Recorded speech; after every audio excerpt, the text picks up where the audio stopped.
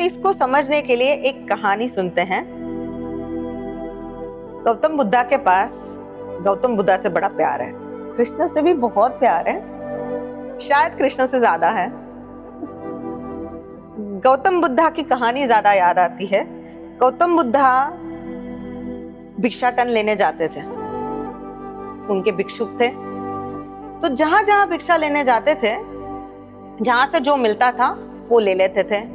और जब भिक्षाटन लेने जाते थे उस वक्त दरवाजे पे जो आता था, जो भी कोई उनको प्रश्न पूछता था, ज्ञान की बातें पूछता था या कुछ प्रॉब्लम पूछता था, सवाल पूछता था, तो उसका उत्तर उनको देते थे।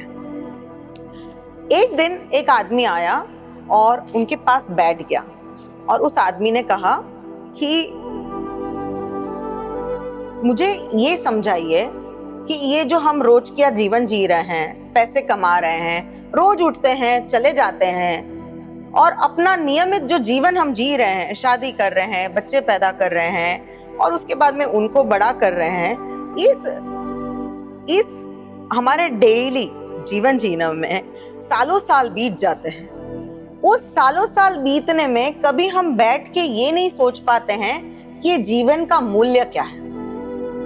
What is the price of this life? ये जीवन का मूल्य क्या है, प्राइस क्या है ये जीवन का।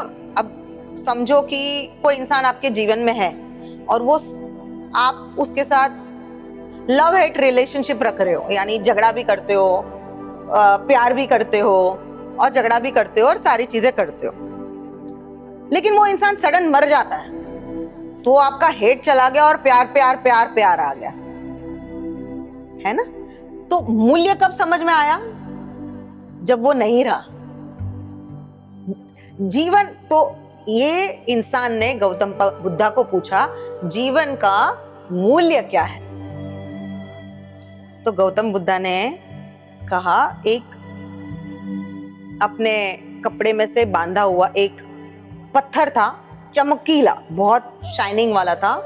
वो पत्थर उसको दिया और बोला, जाके इस पत्थर को लेके जाओ और इसका मूल्य फाइंड आउट करके आओ, लेकिन ध्यान रहे इस पत्थर को बेचना नहीं है, सिर्फ और सिर्फ इसका मूल्य फाइंड आउट करके आओ, फिर मैं आपके सवाल का जवाब देता हूं। तो वो गया, वो चमकीला हुआ स्टोन लेके या पत्थर लेके बाहर मार्केट में निकला और उसको एक फ्रूट वाला मिला और उसको दिखाया कि ये पत्थर है मेरे पास, इसका मूल्य क्या है। तो वो फ्रूट वाले ने बोला कि मैं इसका आपको 12 आम दे सकता हूँ, आप मुझे दे दो, मैं आपको 12 आम दे दूंगा। तो उन्होंने बोला ठीक है। फिर वो थोड़ा सा आगे गया, उसको सब्जी वाला मिला, तो उसने बोला चलो इसको भी पूछ लेता हूँ इसका मूल्य क्या है। तो सब्जी वाले के पास जाके पूछा, तो सब्जी वाले को पूछा कि ये पत्थर जो है, ये पत्थर का मूल्य क्या है? मुझे तो नहीं मालूम है, मेरे गुरु ने मुझे बोला है पूछ के आने के लिए, तो इसका मूल्य क्या है और इससे क्या मिल सकता है, मुझे क्या दे पाओगे आप मुझे रिटर्न में? तो सब्जी वाले ने बोला, देखा चमकता हुआ, उसको पसंद आया वो, तो उसने बोला कि इसका मैं आपको 1 बोरी सब्जी दे सकता हूँ। अच्छा, 1 बोरी सब्जी आप मुझे देंगे, ठीक है। बेचना तो नहीं था, देना तो नहीं था। तो वहां से फिर आगे निकले और सोचने लगे कि उसने बोला 12 आम, इसने बोला 1 बोरी सब्जी।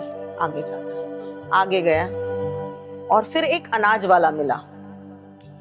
अनाज वाला जो दुकान लेके बैठा हुआ है, उसको पूछा कि आप मुझे इसका क्या दे सकते हैं? तो उसने एक क्वांटिटी अनाज की बताई और उसने बोला कि मैं आपको इतना अनाज आपको दे सकता हूं।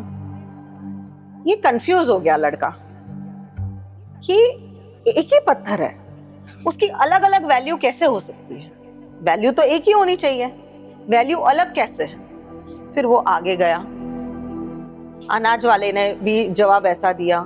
फिर वो आगे गया और आगे जाके उसने बोला कि मैं ज्वेलर के पास जाता हूँ, सुनार के पास जाता हूँ। और सुनार के पास गया और उसको पूछा कि इसका जो है, इसका प्राइस क्या है, मूल्य क्या है, क्या मिल सकता है मुझे इसको रिटर्न में? तो सुनार ने कहा, बड़ा चेक किया, सुनार जैसे चेक करेंगे, वैसे उसको तलाशा, कैसे चेक किया बराबर उसकी जो टेक्निक थी उससे, और टाइम लगाया, और वो बैठा था वहां पे।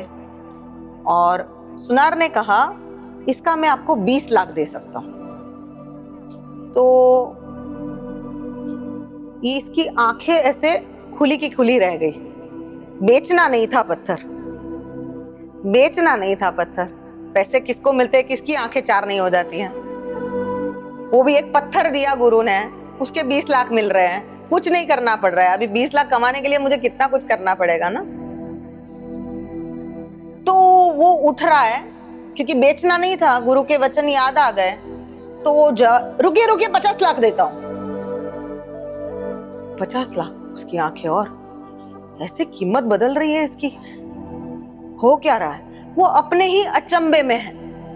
हाँ, एक बार उसको ख्याल भी आया कि बेच दूं, 20 लाख मिल जाए, लेकिन नहीं, जाता हूं, गुरु को क्या जवाब दूंगा। निकल गया वहां। फिर उसको एक आदमी मिलता है और वो उसको दिखाता है पत्थर और पूछता है इसका मूल्य क्या है। वो आदमी देखता है उस पत्थर को। उसके पास एक लाल कपड़ा होता है, उस लाल कपड़ा जमीन पे बिछाता है और उसके ऊपर वो पत्थर रखता है। उस पत्थर की प्रदक्षिणा करता है, नमस्कार करता है और कहता है कि इस पत्थर की कोई मूल्य नहीं है, इसका कोई मूल्य हो ही नहीं सकता है, ये प्राइसलेस है, इसका कोई मूल्य हो नहीं सकता है, ये पत्थर प्राइसलेस है।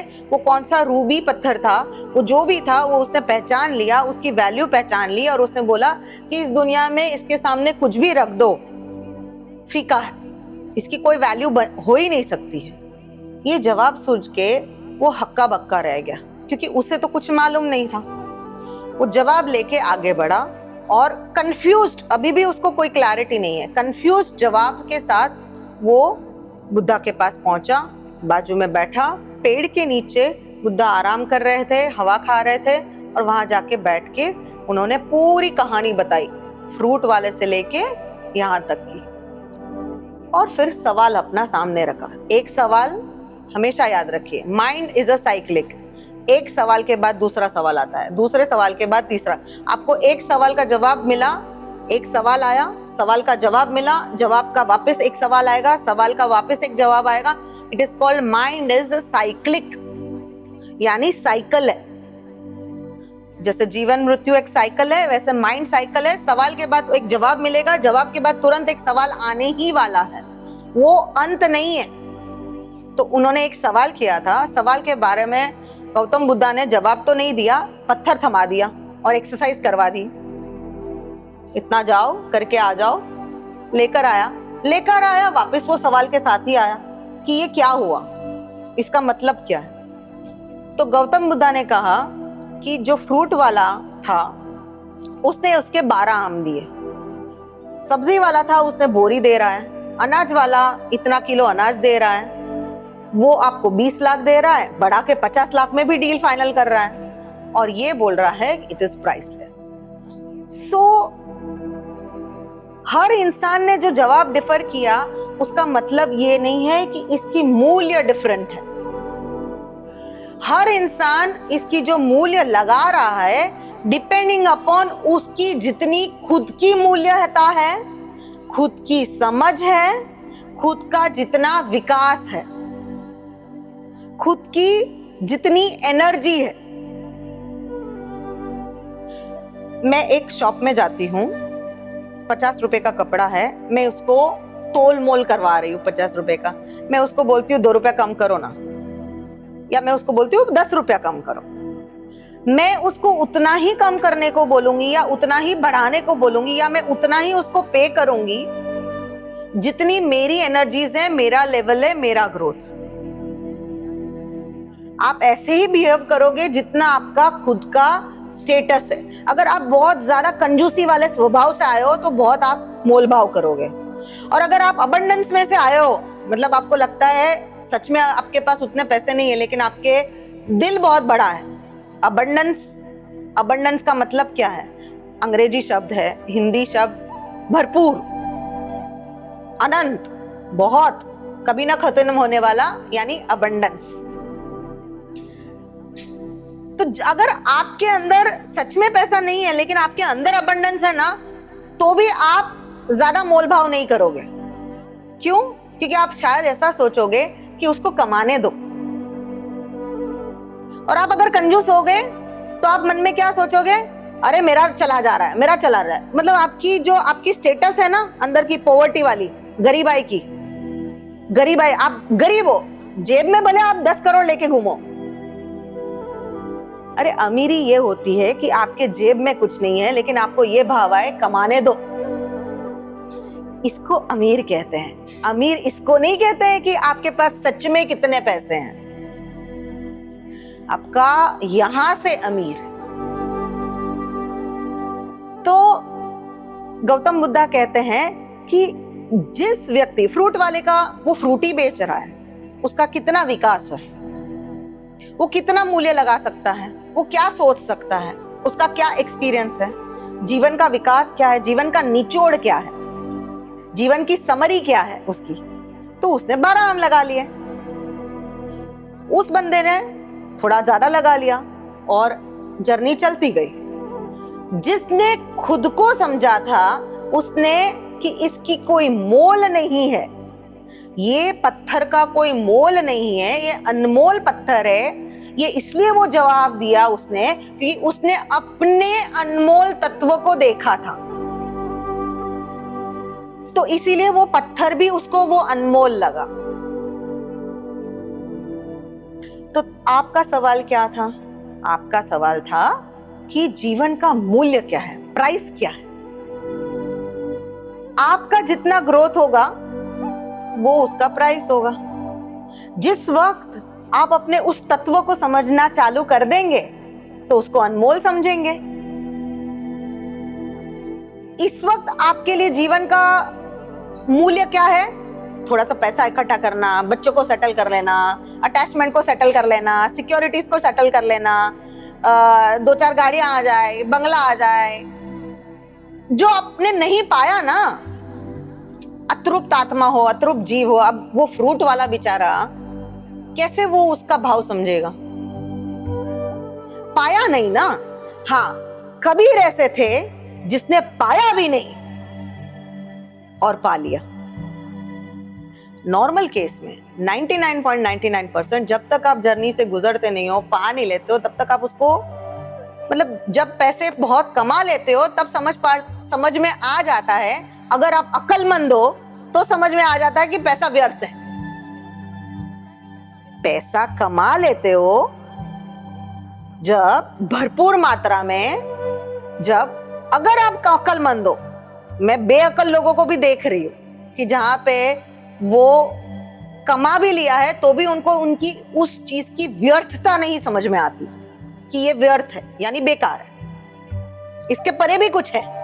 कहने का मतलब व्यर्थ है, मतलब कि उसके परे कुछ और है पाने के लिए। अब हम प्लैनेट अर्थ पे रह चुके ना, तो अब क्या कहा जा रहा है? एलन मस्क कह रहा है कि 20 साल के अंदर प्लैनेट अर्थ खाली कर देना पड़ेगा।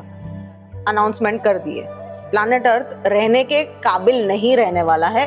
इन ओपन न्यूज में कहा जा रहा है और उसकी सारी चीजें करी जा रही है कि 20 साल के अंदर खाली करना पड़ेगा। साइंटिस्ट भी, नॉट एलन मस्क, साइंटिस्ट भी कह रहे हैं कि we can not stay more on this earth. तो हम क्या कर रहे हैं?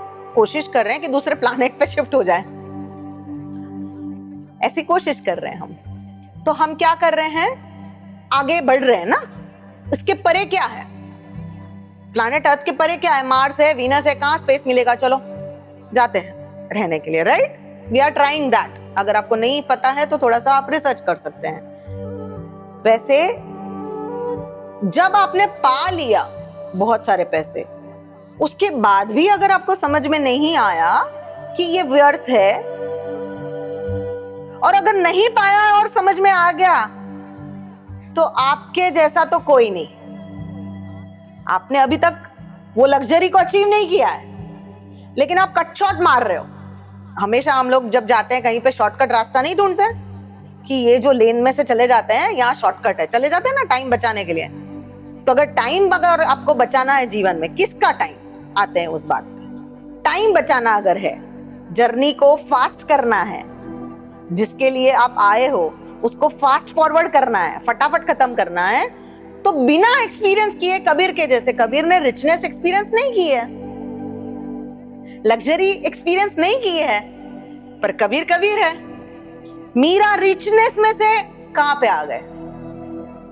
सिर्फ लेके मजे कर रहे हैं।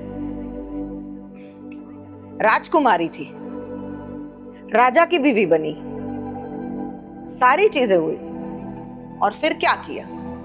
तो हमारे पास ऐसा लाइव एक्सपीरियंस है, सिर्फ हम क्या उनकी बातें, एग्जाम्पल ये करने के लिए, शो ऑफ के लिए। When it will come to our life, we won't implement. तो गौतम बुद्धा ने कहा कि जीवन का जो मूल्य है, वो जीवन का मूल्य आपको अभी उतना ही समझ में आएगा जितना आपने अपने अंदर उसकी डेप्थ देखी है। जितना आपको अपने अंदर अपनी गहराई दिखती जाएगी, उतना आपको जीवन का मूल्य समझता आ जाएगा। आप देखिए कि जैसे जैसे स्पिरिचुअल प्रोग्रेस होता जाता है इस जर्नी पे, you move towards non violence. Why? Because you value your life, you value every creatures life. आप केयरिंग होते हो, जानवरों से प्यार करते हो, आप पशु पक्षी से प्यार करते हो, आप कीड़े मकोड़ों से, आप सोचते हो कि नहीं मैं उसे मारूं क्यों। आप अपनी वैल्यू करते हो तो आप दूसरों की भी वैल्यू करना चालू कर देते हो। तो जीवन का मूल्य क्या है वो समझना मिस्ट्री वाला क्वेश्चन है, और लाइफ एक मिस्ट्री है।